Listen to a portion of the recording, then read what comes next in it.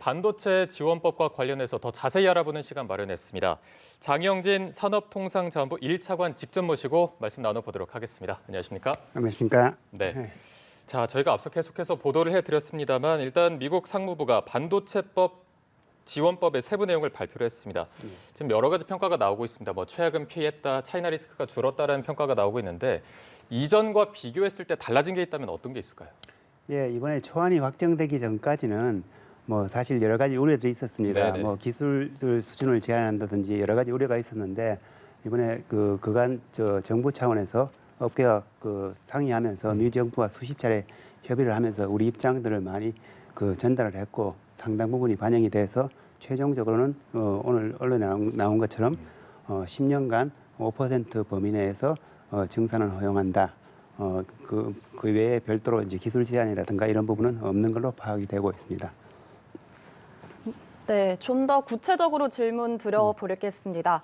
가드레일 조항 세부 규정을 살펴보면요.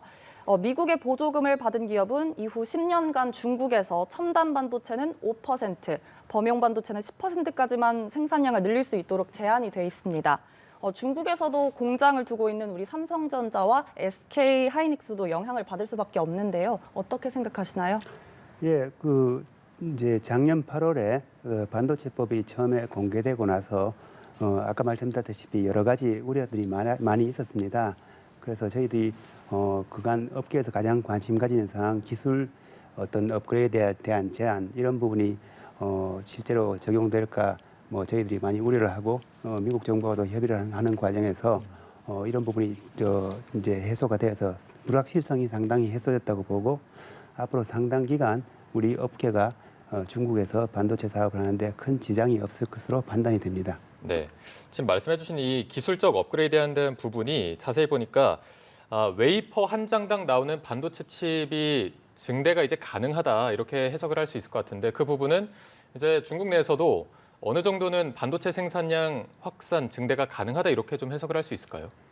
예, 이제 미국 측과 협의 과정에서도 우리의 중국 시장 내 우리 한국 기업들의 비중이 줄어드는 게 한미 양국 간의 어떤 이익에 도움이 되지 않는다는 점을 쭉 설명드렸고 그 결과 이번에 웨이퍼 기준 5%까지 증산이 허용되는 결과를 얻어냈습니다. 네네.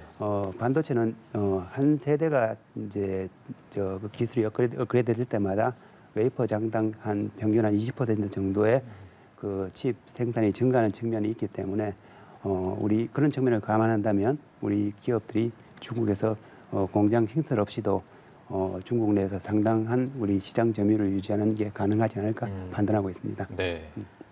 네, 그런데 이런 기술적 업그레이드를 위해서는 첨단 장비 수입이 필수적인데요.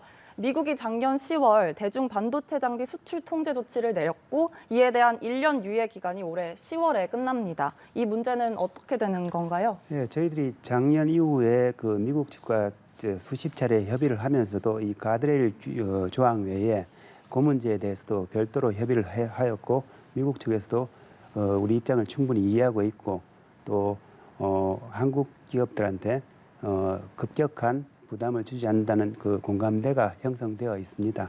그래서 뭐 그 문제에 대해서는 앞으로도 미국 측과 계속 협의를 해 나갈 예정이지만 하여튼 우리 기업들의 피해가 없도록 최선을 다하겠다는 말씀을 드립니다.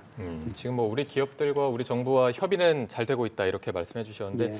좀 본질적으로 우려되는 부분이 지금 이렇게 반도체 기업들이 미국의 요구대로 반도체 연구 개발에 참여할 경우에는 결국에는 기술 이전, 특히나 민감한 기술이 빠져나가지 않을까라는 우려 부분이 있거든요. 이 부분은 어떻게 봐야 되겠습니까? 예, 우리나라가 이제 메모리 분야는 세계적인 강국이지만 비메모리 분야냐 뭐 설계 분야는 또 미국이나 다른 나라가 앞서는 부분이 있습니다. 네네. 그래서 충분히 우리나라가 미국과 협력을 해서 우리한테도 이익이 되는 부분이 분명히 있고요. 또 기술 유치나 이런 문제는 미국이 지재권 보호나 이런 측면에서 뭐 세계적인 수준을 가지고 있기 때문에 네. 그런 부분은 크게 우려하지 않으셔도 되고 또 기술 개발 협력의 정도에 있어서도 기업과 미국 정부가 협약을 통해서 우리 기업이 그 어떤 부담을 느끼지 않은 수준에서 할 수 있기 때문에 크게 우려되는 부분은 없다고 생각합니다. 네. 네, 또 다른 우려 지점도 있는데요. 보조금을 받는 경우 초과 이익을 미국과 공유해야 한다는 조건도 있는데 우리로서는 좀 부담스러운 부분 아닌가요? 예, 그 부분도 업계에서 우려를 하고 있고 뭐 저희들도 지금까지도 미국 정부와 협의하면서 그 부분에 대한 우려를 전달하고 미국도 잘 알고 있습니다. 다만 미국 측에서도 밝혔듯이 그 조항이 일반적으로 적용된 조항이 아니라 아주 어떤 제한적인 조건 하에서 적용되는 조항이기 때문에 우리 일반에서 생각하는 것처럼 그렇게 큰 뭐 독소조항이라고 할 수는 없지만 그래도 우리 업계가 부담이 안 되도록 저희들이 계속 미정부와 협의해 나가겠다는 말씀을 드립니다. 네, 어쨌든 뭐 앞으로도 계속해서 협의해 나가는 부분이 네. 필요한데 이런 지적도 있습니다. 이 가드레일의 조항을 봤을 때 한국을 포함해서 다른 동맹국들을 미국이 과연 배려한 것이냐라는 지적도 있는데 그렇다면 우리 기업들이 굳이 미국 반도체에 참여를 해야 되냐, 투자를 해야 되냐 이런 지적도 있거든요. 여기에 대해서 어떻게 답하시겠어요? 예, 뭐 결론적으로는 미국 측에서 우리 한국 그 정부와 업계 입장을 많이 배려했다고 그 말씀드릴 수 있습니다. 네. 저희들 그 뭐 저기 기술 업그레이드 이런 부분도 저희들이 문제를 제기했고 그 저기 미국 측에서 그걸 받아들인 측면이 있고 또 아까 정산의 기준도 뭐 다른 기준도 있지만 웨이퍼 같은 저희들이 요구하는 기준을 받아들인 측면이 있습니다. 네. 다만 전반적으로는 미국이 어떤 중국에 대한 그 어떤 압력을 강화하고 있는 상황에서 우리뿐만 아니라 일본이나 뭐 네덜란드나 이런 그 다른 나라들도 기업들이 일정 부분 부담이 없을 수는 없습니다. 그런데 저희들이 그런 주어진 조건 하에서